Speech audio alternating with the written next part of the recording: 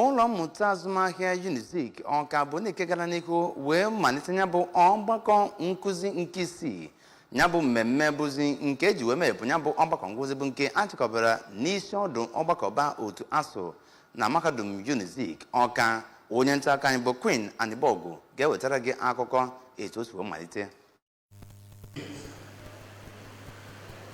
Ndị bịara ya bụ ọgbakọ nke were ọnọdụ ụbọchị atọ bụ ụmụ akwụkwọ nakwa ndị na-akụzi na ya bụ mahadum. Onye Vice Chancellor nke mahadum Nnamdi Azikiwe dị n'Ọka, Ọkammụta Charles Esimone, dịka ọ na-agbape ya bụ ọgbakọ, kwuru na ọ dị mkpa iji wee wepụta ihe gbadoro ụkwụ n'etu a ga-esi mee ka ụwa akawanye mma. O kwuru na ugbu a nwere ihe mpụtara nke bụ imebi ikuku na-eweta nakwa ihe ndị ọzọ a na-eme megide gburugburu anyị. Onye kwuru okwu pụrụ iche, Ọkammụta Mohammed Isami, onye nke si na mba Morocco, onye isiokwu ya bụ Climate Finance a Paradigm Shift, kwuru na nwere ọtụtụ ihe ndị kwesịrị ime iji hụ na ebelatara ya bụ mgbanwe ihu igwe. Onye isi oche na ya bụ mmemme, Ọkammụta Frederick Odibo, kwuru na ya bụ mgbanwe ihu igwe nakwa mmebi gburugburu anyị otu ajọ ihe nke banyegoro na ogogo obodo niile.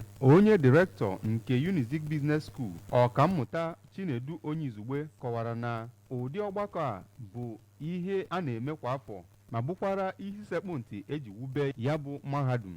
Onye gụpụtara akwụkwọ na ya bụ ọgbakọ, Ọkammụta Oke Ikechukwu, onye isiokwu ya kwuru Transcontinental Dimension to Environmental Challenges, kpọpụtara obodo 11 nke nọzi ugbu a wee na-adakpunyezi n'ime mmiri maka ya bụ mgbanwe ihu igwe, nke obodo Lagos so na otu n'ime ya. A nọrọ na ya bụ mmemme wee nye